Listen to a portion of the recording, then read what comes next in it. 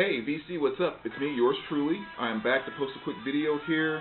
Um, Actually, to do a video response to Dean Jordan, his 100 subscribers contest.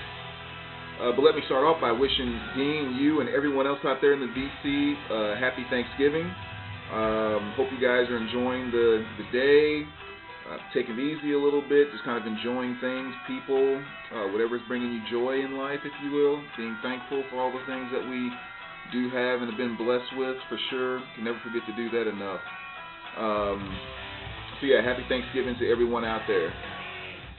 I'm back to do this video. So again, it's Dean Jordan's 100 subscribers contest.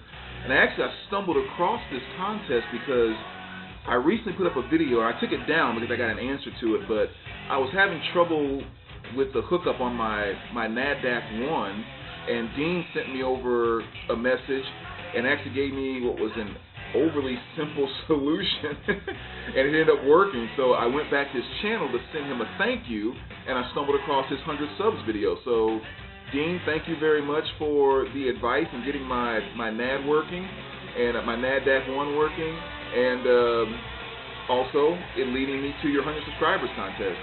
And in case any of you have not seen it yet, I'm going to put a link down in the description here so you can go check it out as well. So, excuse me, Dean basically set up a contest which is kind of a play off of some things in Jerry Maguire, which oddly enough, the more he started talking about it, it just made me realize again, I have not actually seen that movie from front to back. I've seen bits and pieces. Of course, I'm very familiar with the soundtrack. You know, you can quote it all day, and I kind of know quotes from it and everything, but technically, I have never sat down and watched that movie from front to back. Just one of those things. But anyway, like I said, he pulled some questions that he kind of based it off of that movie. And let me start with the first one, kind of based off of the whole, you complete me thing within the movie. And he was saying just kind of show some records that really complete your collection. Don't necessarily have to be grails or anything like that, but just things where, like if you lost them, you would definitely go out and get them tomorrow. And kind of the way I thought about it were things from the time when I first started collecting, no matter how many records or grails that I got, these were pieces that I knew I just had to have in my collection without question. So that's what I'm going to kind of show real quick. And of course, when you really think about it, there are literally hundreds I could probably pick out, but these are the ones that just kind of really came to mind that were pieces I knew, whether I have a cassette collection, CD collection, all vinyl collection, or whatever else. These are going to be pieces that have to be in my collection no matter what. So these are definitely collection pieces. Number one, AC/DC. So you can glare out there. Ball Breaker. This was one that I've wanted pretty much since I first started collecting. And I don't know what it is. I mean, I have all the AC/DC studio albums on vinyl, including Stiff Upper Lip, which is really more of a grail than this one. A little harder to find, a little more expensive. But for whatever reason, Ball Breaker was just the one that I wanted more than any other AC/DC album. And from right about the time when I really started getting into collecting with a few hundred records, I was just always on the hunt for this one. And it was a piece that I just wanted so much. So I don't know why. It's just the one piece that definitely completes my collection. Even if I don't have all the other AC/DC studio albums, I have to have this one. I need this one more so than Back in Black, more so than Highway to Hell or whatever else. So I don't know. It's just AC/DC album that I really, really like. So that's definitely a completing piece that I have to have no matter what. Next one I would say, Somewhere in Time by Iron Maiden. First Iron Maiden album I ever listened to, ever fell in love with. And this is one too that when I first started collecting vinyl, I just knew at some point in time I have to get it because this is just one that I have to have in my collection. And this just goes back to my roots of Maiden. Again, this is the album that brought me to Iron Maiden. So to me, this is one that any collection I have of any type must have that album in it. Again, not the rarest or the most expensive, not the grail of Iron Maiden albums. Matter of fact, probably one of the easier, least expensive ones to get. I think I paid $5 or $6 for this one. But again, just one of those must-haves. And then the third one, I would say, Van Halen's 5150. Again, out of all the hard rock albums that I have in my kind of hard rock section or whatever, this is one that just has to be there no matter what. I don't care what other Van Halen albums I might be missing. This is a must-have. I would say this one in 1984, probably the two Van Halen albums that I feel are must-haves. And again, this is my favorite Van Halen record, word for word, song for song. I think the best Van Halen record ever. Which I know, again, that'll tick off a lot of the bigger Roth fans, but I think just musically, lyrically, and just in every other way, this album is just perfection from front to back. So that is an absolute must-have to complete any music collection I have whatsoever. You gotta have 5150 in it.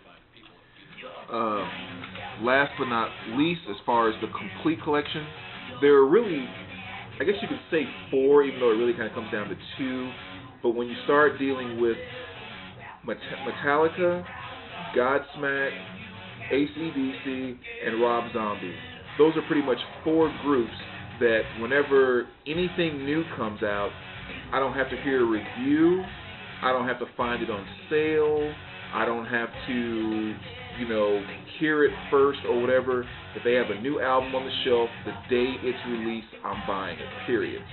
So kind of in light of that, when you talk about must-haves in my collection, I want to make sure I point out Godsmack too, because my collection will never be complete without having every Godsmack studio album. These are 2 of the ones that I have. All of my Godsmack CDs are signed, so the rest of them are kind of all around the house, but these are the 2 that were sitting right on the shelf here. So as you can see here, you have 4, just signed there by Sully, and then Awake. So again, when it comes to must-haves that complete my collection, any new Godsmack CD or album, and of course any new Metallica album, must-haves, no question about it. They are bought the day they come out, no matter what. So that would be my answers towards my must-haves. The second part was the You Complete Me / must-haves. Now the second part was the play off of You Had Me at Hello. So kind of talking about albums where, excuse me. Talking about albums where from the second you heard them or the very second you saw the album cover or something like that, that you were immediately hooked, had to have the album, no ifs, ands, or buts, no questions, locked in. Now, again, I do a lot of eardropping when I'm in different music stores. There's a few things I could say that about, but these are the 2 that I remember being kind of the most impactful in terms of that, love at first hear, love at first sight, all of that stuff, just no questions asked.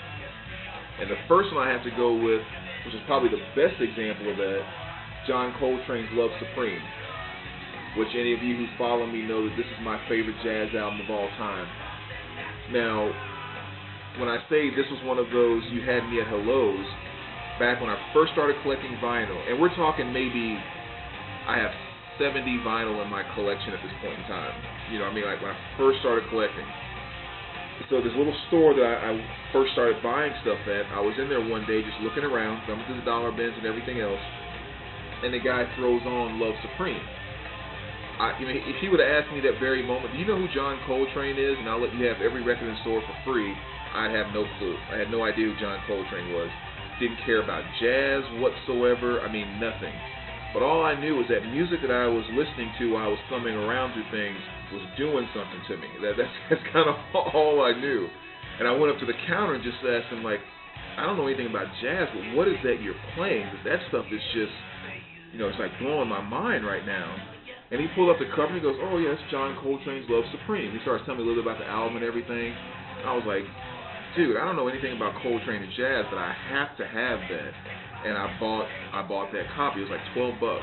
And I still have that copy. This is a 180-gram reissue, but I still have that copy I bought. And of course, Love Supreme is my favorite jazz album of all time, and I'm much more into jazz now than I was back then, way more into jazz than I was back then. So when you talk about You Had Me at Hello, I don't think any other album has ever done it to me to the same degree as John Coltrane's Love Supreme. So that's probably the best example for me. second one, which is kind of right on the same level, will be Wolfmother's Cosmic Egg. Again, this was, I don't know, 3 years ago, something like that, 3-4 years ago. I'm in a local record store, thumbing through stuff, and I hear something playing, and this high screeching voice and these heavy guitar riffs and everything, and my first thought was, that sounds like early Judas Priest, like, you know, pre Hell-Bent for Leather type Judas Priest, like before that era of Judas Priest. If any of you guys are very familiar with their early stuff. And that's what I was thinking it was. I was like, this is one I haven't heard before. So I'm kind of jamming out to it, and then another song comes on, and it's sounding very Rolling Stones-ish, and I'm like, that's not the Rolling Stones. Like, no, that voice is not right, but that riff sounds very... So I was just getting all confused. I go up to the counter. What the heck is this you're playing? Wolfmother's Cosmic Egg. And I'm like, I have no idea who Wolfmother is, but give me a copy. And for those of you, again, who have followed my channel over the years, you know that I've said repeatedly, there's no reason in the world, in my mind, why this record should not have been 2009 Hard Rock Album of the Year. Because it is just flavored up and down with that early Priest sound, that Rolling Stone sound, that who else would I kind of throw in there? In some places, a very Led Zeppelin rockish type sound. I mean, it's just really saturated with that classic rock punch done kind of in a more up to date way. So, again, talk about another album that just completely and totally had me at hello from the first minute I heard it. I was in love with it. Wolfmother's Cosmic Egg is definitely one. And again, there's a lot of other things I could pick out to kind of answer that, especially when you start going back to the 80s, because, I mean, there's all kinds of songs that I heard for the first time that just totally blew my mind. When I was talking about Wolfmother, matter of fact, I don't know why, but the song Tarzan Boy by Baltimore, again, I remember the first time I heard it on the radio, and I just thought, that is the coolest freaking thing in the world. I have no idea who sings it. I gotta find out, and blah, blah, blah, blah, blah. But, again, those are the albums I think that come to mind that really answer that question the best. So, there you go, guys. And, actually, hold on, let me check one thing real quick. Okay, no, I'm not forgetting. Excuse me. Thought there was another part to the question that I forgot. But no, there you go, Dean, man. Again, thank you very much for the response about the NADAC. And here's to your 100 subscribers. And as always, VC, we will talk to you soon. And again, guys, have a great Thanksgiving.